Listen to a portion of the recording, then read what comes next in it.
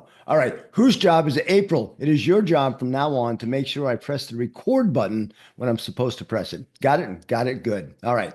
So, yeah, listen to the message, read the message with an open mind, share your thoughts, understanding that you're in a safe place. There's no judgment here. You have a right to your opinions, and I want us to share our opinions because that's where we learn. That's where we learn from other people in the room and get different perspectives. I would ask you to respect the thoughts of other people and to respect the time elements that we deal with. We meet for an hour each time we meet each week. And so we want to make sure we get as much value out of it as possible. All right. So, anyone else have a comment or a question as we move forward? And Toby Beth, thank you for that.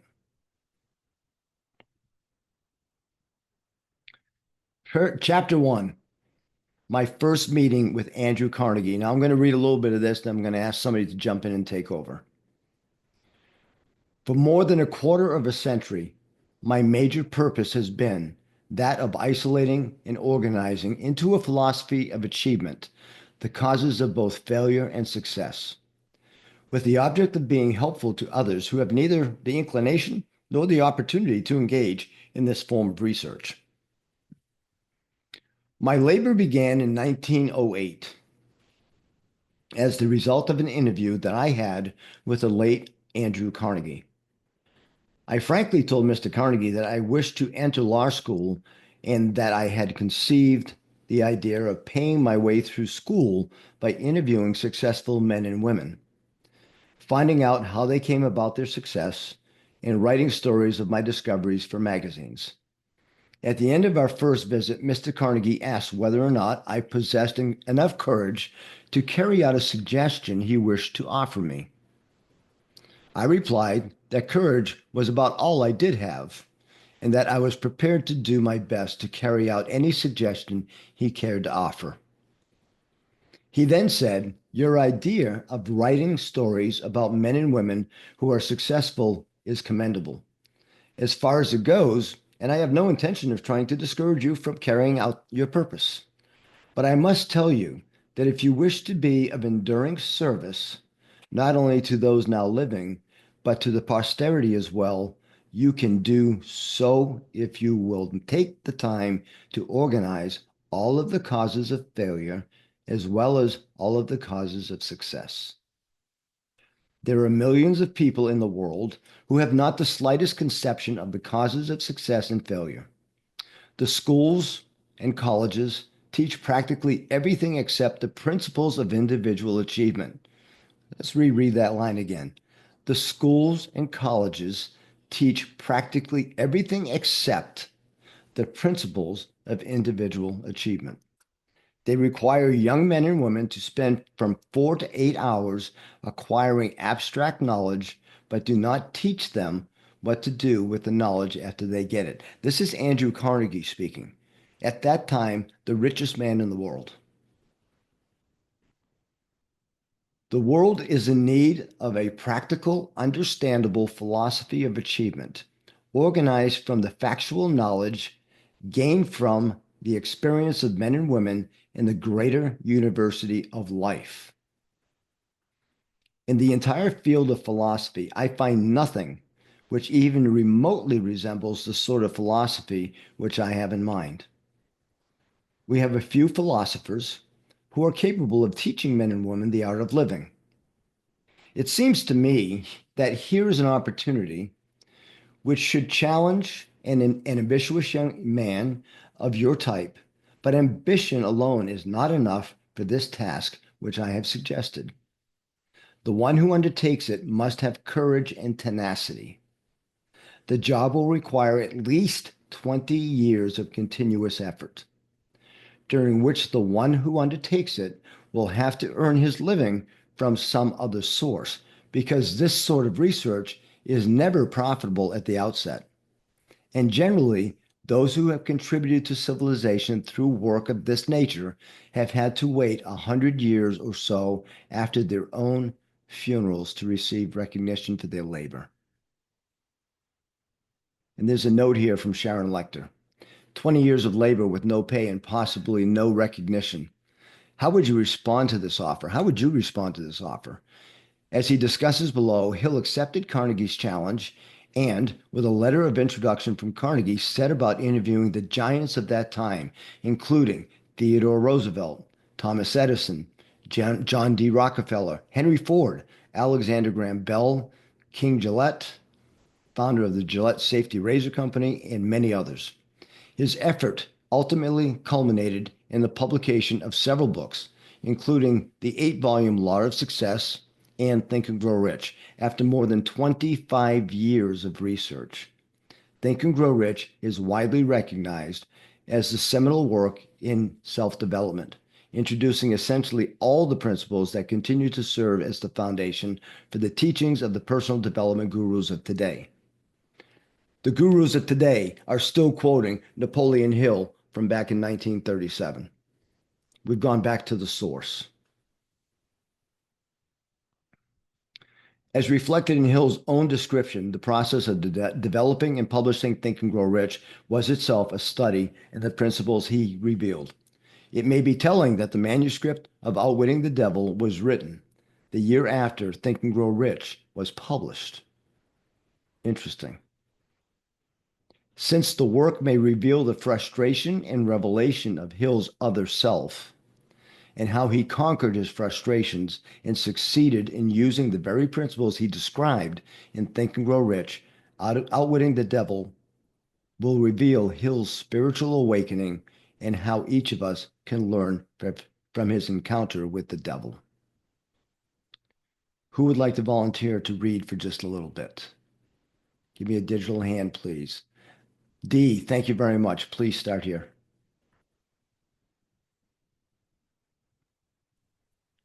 If you undertake this job, you should interview not only the few who have succeeded, but the many who have failed.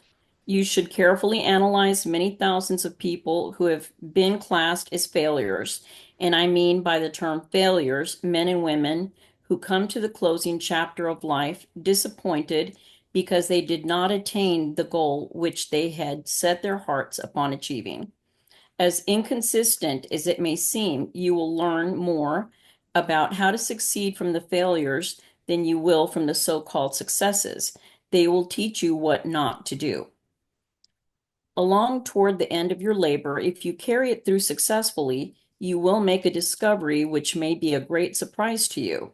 You will discover that the cause of success is not something separate and apart from the man, that it is a force so intangible in nature that the majority of men will never recognize it, a force which might be properly called the other self.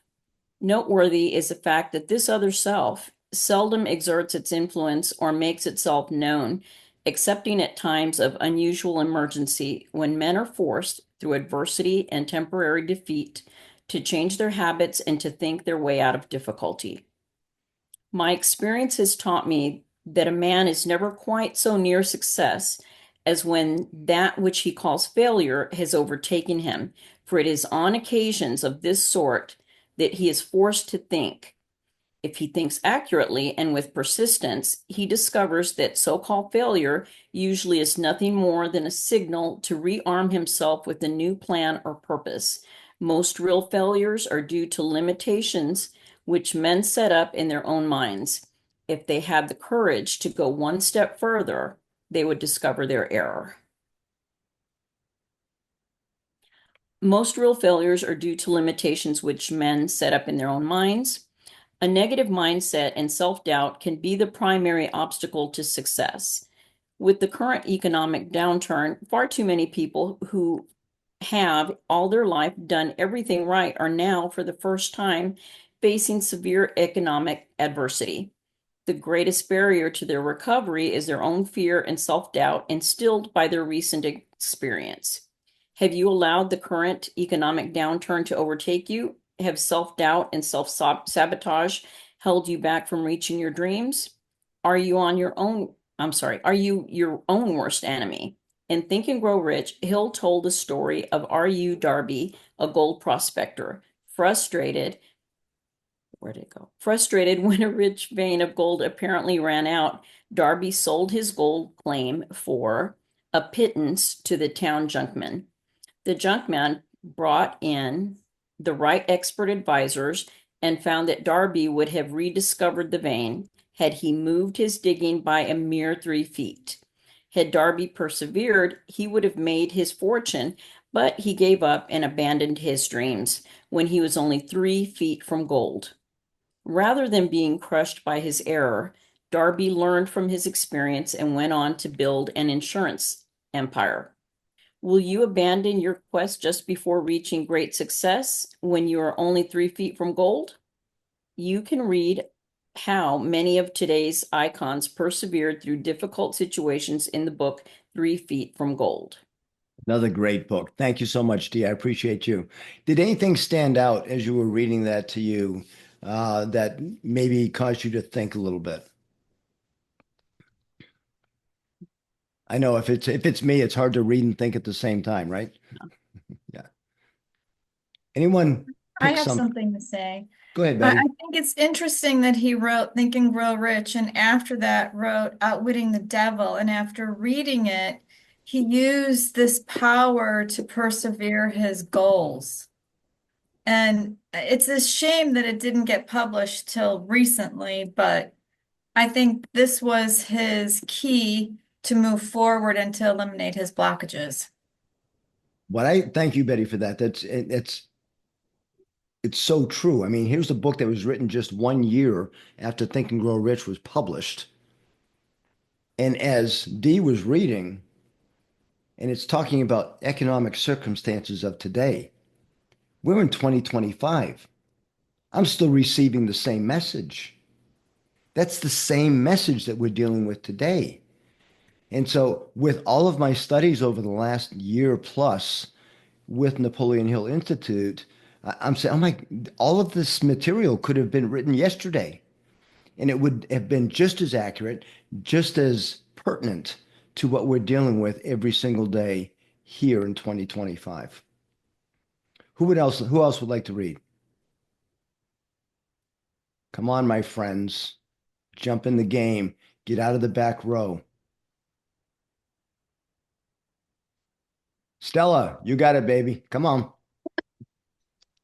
Mr. Carnegie's speech reshaped my entire life and planted in my mind a burning purpose, which has driven me ceaselessly. And this despite the fact that I had but a vague idea as to what be meant by the term other self.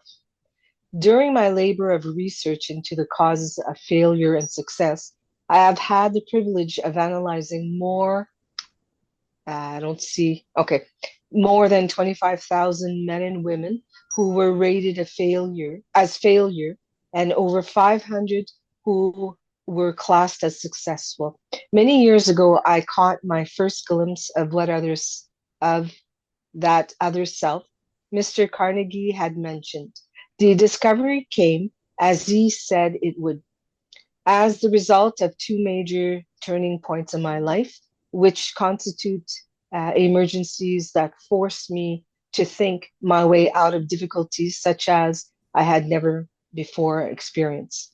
I wished it were possible to describe this discovery without the use of personal pronoun, but this is impossible because it came through personal experience from which it cannot be separated. To give you the complete picture, I shall have to go back to the first of these two major turning points and bring you to the discovery step by step.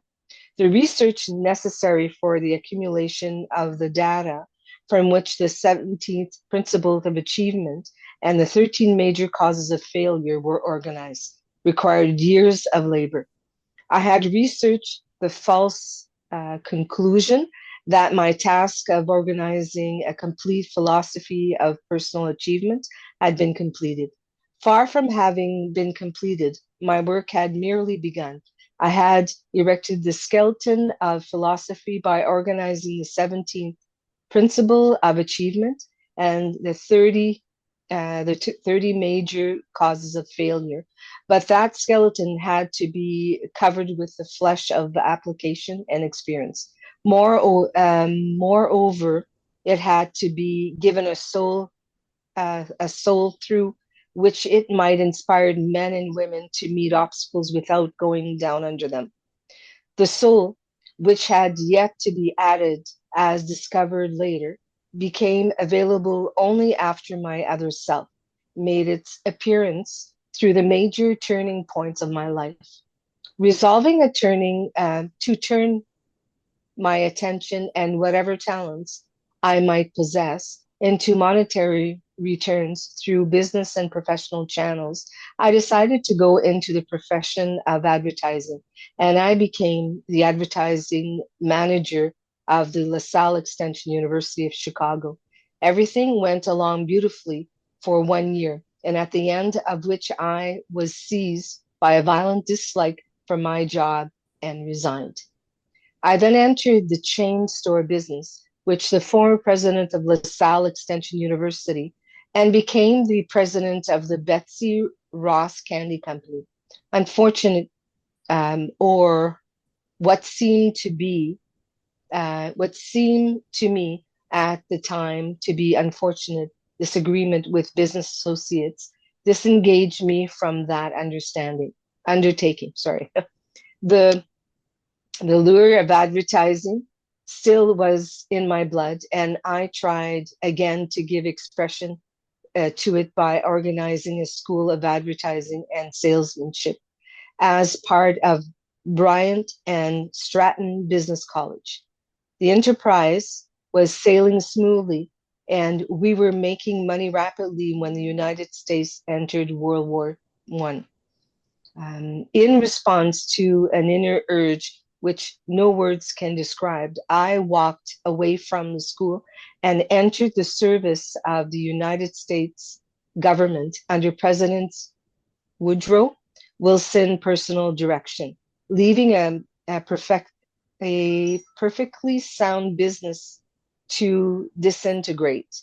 On Armistice Day 1918, I began the publication of the Golden Rule magazine. Despite the fact that I did not have a penny of capital, the magazine grew rapidly and soon gained a nationwide circulation of nearly 500,000, ending its first year business with a profit of 3,156.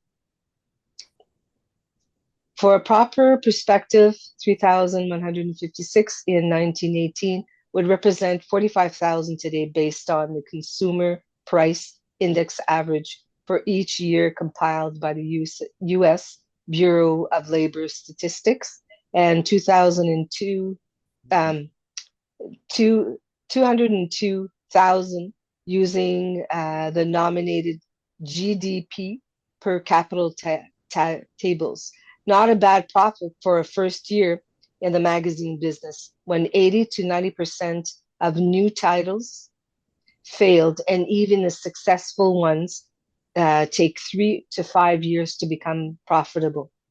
Awesome. Thank you so much, Stella. I You're welcome. appreciate you.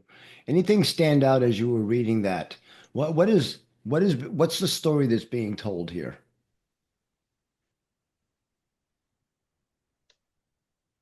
Napoleon's telling his story. And I think it's really important. As I was rereading this chapter, it's important to note that he's starting this book, which is gaining a lot of popularity today, especially in the realm of people who are interested in personal development. He's telling the story because he's the guy who spent 25 to 30 years developing the philosophy of success as requested by Andrew Carnegie. And yet he's struggling. He's bouncing from occupation to occupation. He's doing the same thing that all of us do. We start off on a certain path. Whoop, squirrel. We see something over there that maybe we want to pursue. Whoop, another squirrel. And we go over there and do. And how many times do we shift our focus?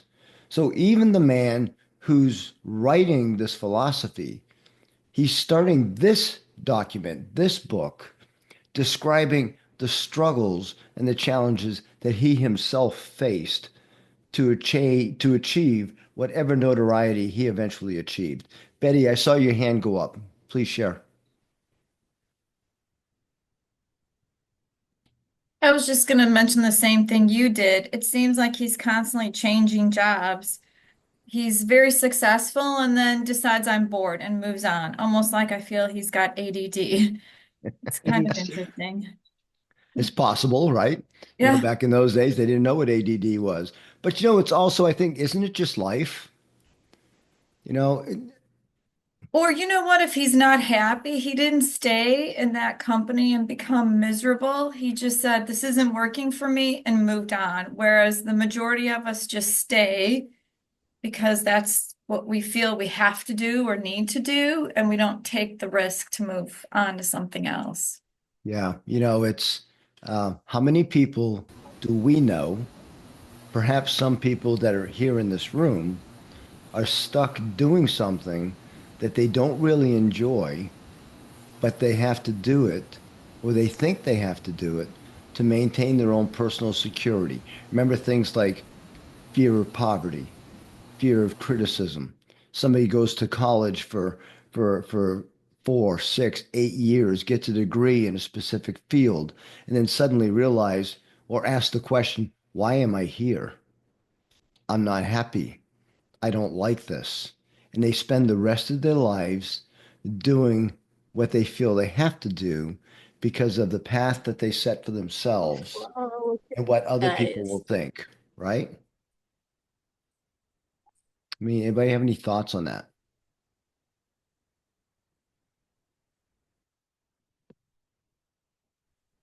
Yeah, I have something, Frank. Go ahead, It, Toby.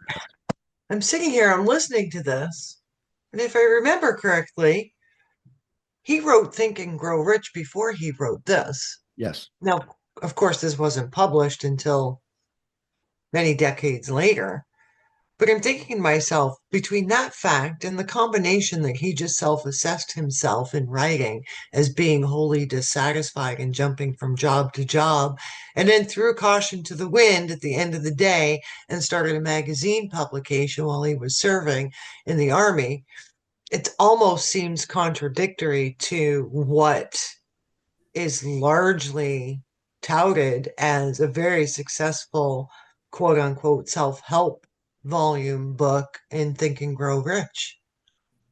Yeah, I mean, from my perspective, here's a guy that wrote the book No about pun intended. exactly about finding a definite purpose, staying focused, disciplined, persistent. But even he struggled with staying on task. He's in it. Keep in mind, he's engaging with the most successful people in the country, our country at that time in the US, right? And he's engaging. He sees their success. He knows their stories. And as I listen to him tell this story, he's given me grace to make mistakes, to change decisions, to find the path that's going to work for me. Because even the guy who wrote the book struggled with the same thing. This isn't easy. Mm-mm. This isn't easy at all. Our journey, regardless of where we are, this is not easy. And it's okay. It's not supposed to be easy because it's those temporary failures, those distractions that allow us to gain the experience to allow us to do better next time. Because failure is temporary. All these things that you just talked about in those last few paragraphs, they were temporary, not necessarily failures. He wasn't failing, he was succeeding, but he wasn't happy. And later on, if you read some of his other books, such as having peace of mind, Think and Grow Rich with Peace of Mind, later in his life, he realized that pursuing the profit, the money, the success, the glory, whatever you want to call it, that doesn't give you peace of mind. And he No, realized late in life that, peace of mind was the most important. Go ahead, Toby Beth. I didn't mean to cut you off. no, you're fine. I mean, it just recalls in my mind the line, you know, um, failure's not an emotion, it's an event. Yeah, it's not a destination. No, Like, just because you failed is not the end, right? no, not at all. It's what That's you right. take away from it That's that right. makes you successful. That's right. Anyone else? Any comments, questions, thoughts? All right, we're coming up on 10 minutes to the hour, so I'm going to go ahead and pick up on the reading. Some years later, I some years later I learned from an experienced publisher that Mhm. no man experienced in the publication and distribution of national magazines would think of starting such a magazine with less than a $500,000 in capital. The Golden Rule magazine and I were destined to part company. The more we succeeded, the more disconnected I became, until finally, due to an accumulation of petty annoyances caused by business associates, I made them a present of the magazine and stepped out. Through that move, I tossed a small fortune over my shoulder. Over his shoulder. A little bit of visual thing going on here for you. Tossed a fortune over his shoulder. This was only the beginning of Hill's love for magazines. The Golden Rule was followed by his publication in the Napoleon Hill magazine. Later in life, he became the editor, are you ready, of Success magazine, and it is still published today. I have a brand new copy sitting on my night table, right? So here's a magazine that Hill was part of, started, and it's still here today. Next, I organized a training school for salesmen, salespeople. My first assignment was to train a sales army of 3,000 people for a chain store company for which I received $10 for each salesman who went through my classes. Within 6 months, my work had netted me a little over $30,000. Think about the time frame this is. $30,000 in 6 weeks in 1938. Success, as far as money was concerned, was the crowning of my efforts with abundance. Again, I became fidgety inside. I was not happy. It became more obvious every day that no amount of money would ever make me happy. Interesting. Without the slightest reasonable excuse for my actions, I stepped out and gave up a business from which I might have easily earned a healthy salary.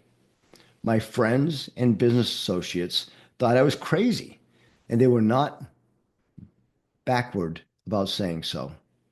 Frankly, I was so inclined to agree with them, but there seemed nothing I could do about it. I was seeking my happiness and I had not found it. At least that is the only explanation I could offer for my unusual actions. What man really knows himself? What man, woman really knows himself or herself? Again, I became fidgety inside. I was not happy. It became more obvious every day that no amount of money would ever make me happy. I could have written this about myself a few years ago, but when I took action by leaving a situation that, although financially rewarding, was no longer aligned with my personal mission, new doors of opportunity opened for me. It turned out to be the best decision of my professional life. Can you think of a time in your life when you made a difficult decision but knew it was the right one, even when others questioned you? I'm going to stop the share right now. Keep that question in mind. Can you think of a time in your life when you made a difficult decision, but knew it was the right one, even when others questioned you? We have 6 minutes to discuss, and we'll pick up next week at this spot. Who wants to share a difficult decision, perhaps that you made, even though you knew it was right, you knew it was the right one, even though it was going to cause some discomfort for you?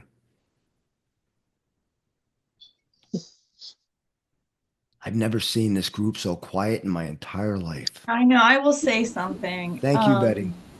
I now will make those decisions and I don't care what other people think or say, but I can't say that there's something in the past that I did and mm, and people didn't agree with it, but I'm changing. That's all. So interesting, Betty. Yes. When we make decisions and we're concerned about what other people think about it. Where does that come from? Why do we worry about what other people think about the decisions that we're making for our lives? I think Why it's does based on how I was raised, and that's where it stems from, you know? Needing approval. We need approval. we need Hmm. approval? Yeah, coming from the great country of Canada. Thank you, Stella. Yes, we need other people's approval. Why is that important? We seek validation in all of our actions from all sources Yeah. because it's a stimulus that's been integrated into our minds and our thought process from zero age. That's just the way society it has been and still really is. And it takes a lot of time and energy and devotion to have one's own self um, overcome that limiting belief so that you can move forward Yeah, towards your own success. Toby Beth, I love that. You know, from zero age. And Lynn, I see your hand up, and I'll get to you in just a second. You know, in the study of Napoleon Hill's work, there's a gentleman who created the stick man. For those of you who might be familiar with the stick man, the stick man is. I wish I had mine with me, but it's packed in a box right now. But it's when we're born without a conscious mind. And the environment around us, the people around us, the family, the friends, everybody, our teachers, the ministers in our churches, they're pouring all this information inside of us as we're forming a conscious mind. So in effect, we are accepting, because we have no choice to do so, uh, the beliefs of others. And so at some point in time, and it's different for all of us, we reach the stage of enlightenment or the stage of thoughtfulness, and we're able to start making our own decisions. But we can only make decisions based on what we have been taught. And just because we were taught that doesn't mean that's the way it has to be. Right? So we have to realize that we get to make some decisions. And Hill talks about in many of his books, we have control over one thing in our lives, and that's our minds. And if we choose to take control of our minds, that's good for us. If we choose to neglect it and let other people or circumstances control our minds, that's not usually very good for us. So, Lynn, I see your hand got Murner. I'll get to you next. Go ahead, Lynn. Do you want to say the question again? The question was, can you think of a time in your life when you made a difficult decision, but knew it was the right one, even when others questioned you? It was in 1995. Now I'm going to tell my age, aren't I? I had a thriving business, but in those days, things were changing like they're changing now. Box stores were taking over. I had 12 employees. It was probably one of the largest retail store in Sudbury. The girls here, most of them I've met them in my store when I was an owner. And when I got goosebumps, and sometimes the tears still come.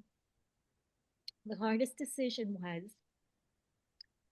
a friend called my husband to become a partner and said, the only way you're going to be able to continue living the lifestyle that you have is thinking outside the box and move out of Sudbury.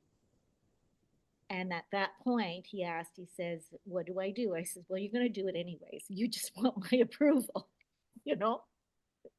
So I said, go ahead. But I said, once you're there and things go, you tell me we're going to go close the store.